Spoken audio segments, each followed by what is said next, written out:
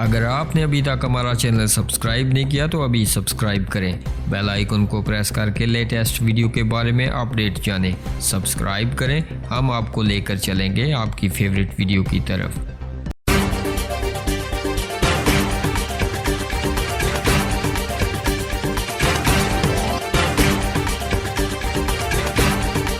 Mirpur police की कार्रवाई, मुलजम अब्दुल गफूर, मीर कासम और सना लड़की गिरफ्तार। डीआईजी मीरपुर की हिदायत पर अमल करते हुए पुलिस थाना थोथाल की कार्रवाइयाँ मुख्तलिफ मुकदमात में मतलूब 3 अश्तियारी मुलजमान समेत 13 अफराद को गिरफ्तार कर लिया। तफसीलात के मुताबिक डीआईजी मीरपुर चौधरी सजाद हुसैन की तरफ से जारी करदा हदायत की रोशनी में अश्तियारी मुलजमान की गिरफ्तारी के लिए कार्रवाइयाँ तेज कर दी गई हैं।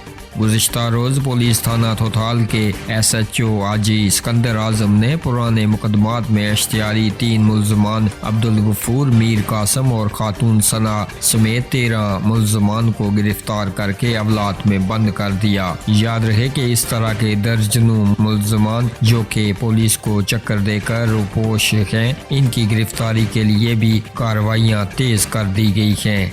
एक कार्रवाई में दफा 144 की खिलाफ वर्जी पर 10 अफराद को भी गिरफ्तार कर लिया।